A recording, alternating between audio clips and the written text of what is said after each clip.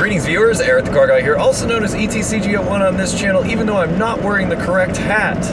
And today I'm sitting with Charles, aka HumbleMechanic. Hey. And of course, Charles, come on, you gotta do it. If it is... Oh, yes. And hey, if it's your birthday, an incredibly special happy birthday to you from both of us. Incredibly special. And I was trying to do the at the same time in stereo. Oh, sorry. That's okay. We can try to get. I mean, we didn't plan it. I liked yours better. Okay, thanks. It was very from the heart. It usually is. All right. And today, Charles and I were talking last night, as a matter of fact, over a little bit of libation about a possible video for today on our drive back to the airport. I don't want to say Charlotte. We're actually we are very close to Charlotte. So I think we're adjacent to Charlotte. Yeah. We were here for the NASCAR race that didn't happen because of Hurricane Matthew. All right. And Charles is kind enough to drive me to the airport. But anyway, we thought we might do a video about how to find a good mechanic. Something that I think people really do take for granted, how important that is if you're not a DIYer. But honestly, even if you are, most people can't do all of the jobs themselves. Even both of us who have been doing this forever, there's jobs that you sublet out to people, things that I would rather leave to someone far more qualified at than myself. At present, I have other people do alignments. I'm cool with alignments, but anything to do with like windshields, body work, windshields also, and window tint and machine work are my sublet jobs, and interior actual fabric work. Well, I don't mind doing alignments on the big machines and like that because I was used to doing that. But as far as doing them in my shop, I recently got a new kit from Quick Trick Alignment that I'm looking to try. But I haven't tried it yet. I still don't think you're going to get the caliber of alignment that one of the new high-test Hunter Hawkeye machines will really get you, though. Yeah, they've got laser accuracy. But I think we've gotten off topic. As we tend to. So back to the topic at hand. I mean, Charles, you had said that you had some ideas as far as what would be a good way to go about finding a mechanic when you need someone else to do work for you. Absolutely. And I really love the Google review and Yelp and all that stuff, and I think that's good to find a facility to take your car, right? But as you and I both know, you can have the best facility in the world, and you can luck out and not get the best tech that they have there. Oh, yeah. So a couple of things that I usually recommend to people are, if you go to the service department, they're not going to say, we're not going to give it to this guy because he sucks, because what kind of bad business is that? They're going to say all our techs are good, they're all certified, on and on and on. So a dealership environment especially, talk to the salespeople and see who works on their car, because they know who the good techs are. Yeah, they'll have a favorite, or they'll have somebody that they have.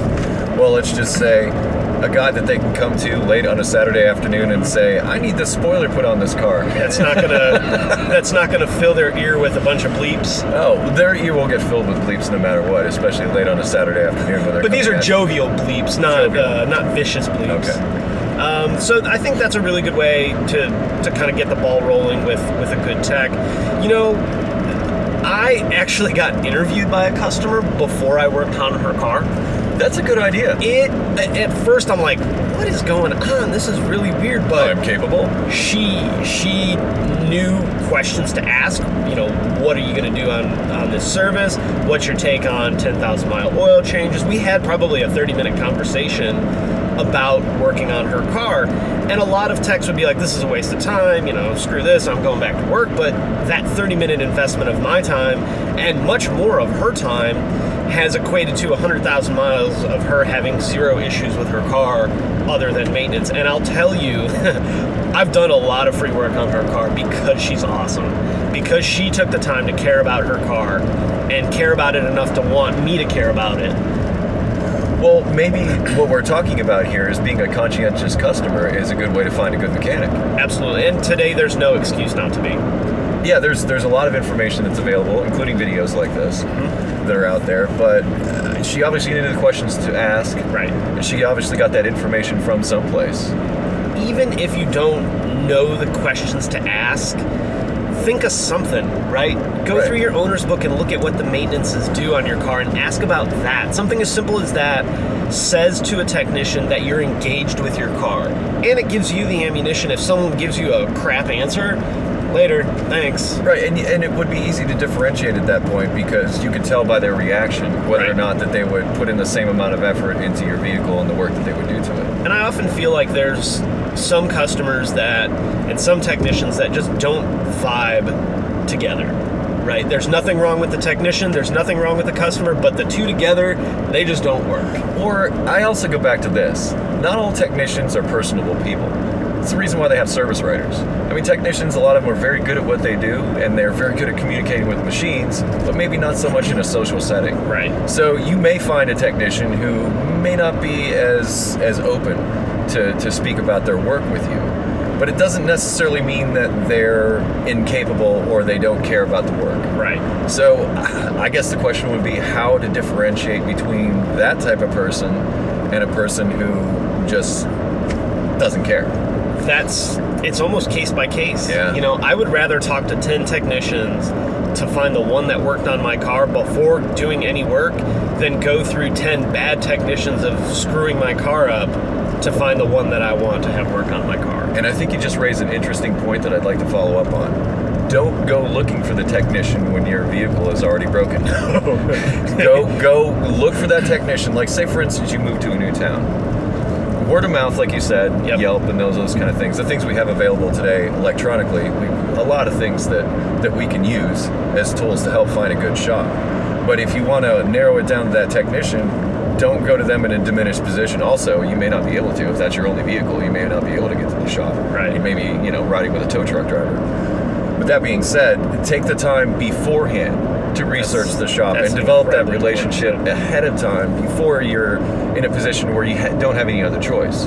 Like you roll up to this shop for the first time and it's where the tow truck driver took you because it was closest or maybe even farthest away so he can get more money or whatever. Tow truck driver. Exactly. Do that. We're not even going to get into that in this video.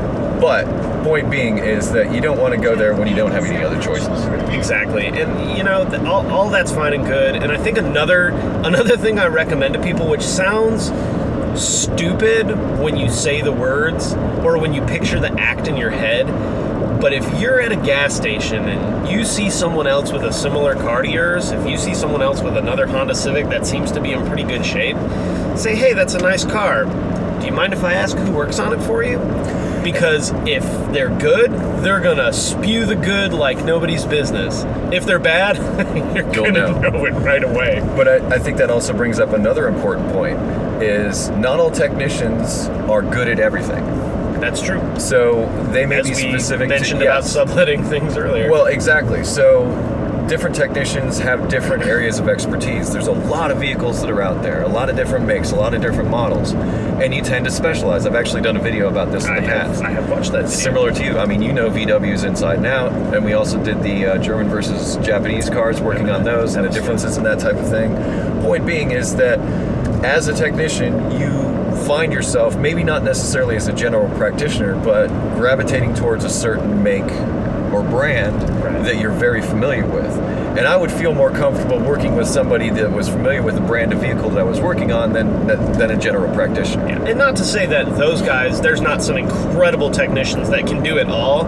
I just think that's not as common as to finding a really good specialized technician. Well, vehicles have their own specialized system these days, different than they used to. It used to be, like say back in the 60s and 70s, engines and carburetors and ignition systems were all pretty much the same. They all pretty much did the same type of things. But with the diversifications in electronics and all the different systems that communicate with one another in modern vehicles, it's not quite the same. You almost have to know the software. Not just that, having the tools to talk to those things, like having the scan tool that will talk to a Volkswagen or a Honda or something like that, and an SRS system, not just general OBD2 functions, just other things outside of that.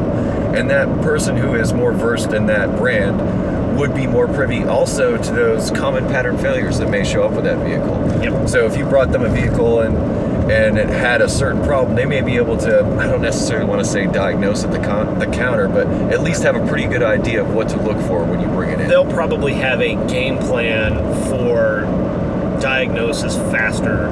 And that saves time, which in turn saves you money. Yep. If they have to spend a lot of time trying to track down information on how to work on your vehicle, that's going to cost you money in the long run. Right. So you found yourself a good technician.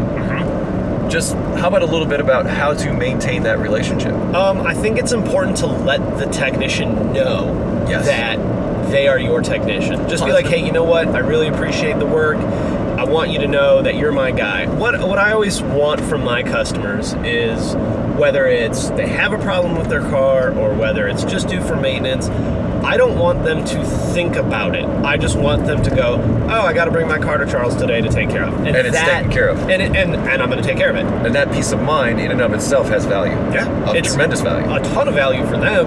And it says to me, dude, you put the work in, you do right by your customers, you earned this customer. Yeah, just positive feedback, just verbal, hey man, thanks for helping me out, thanks for taking care of me, or thanks for taking care of my kid's car.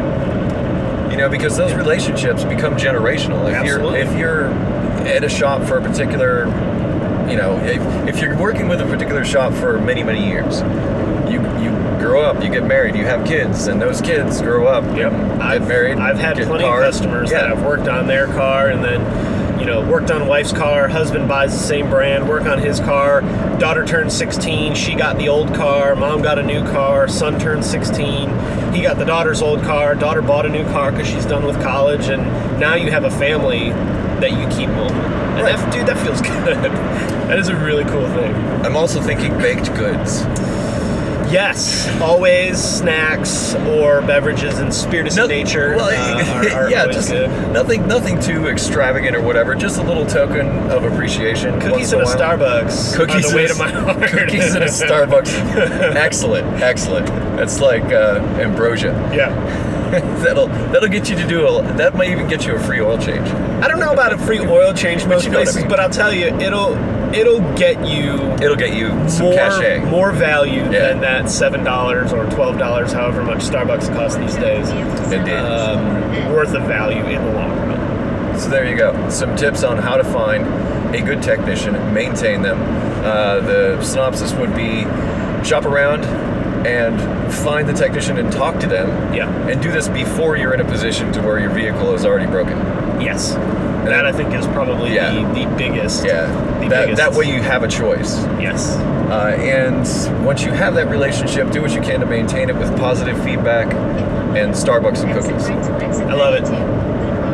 If you have automotive questions, I'm going to post a link in the description to ericthecarguy.com, which is where I ask you go. I'm also going to put a link in the description to Humble Mechanic's channel so you can check him out. Check it out. Check it.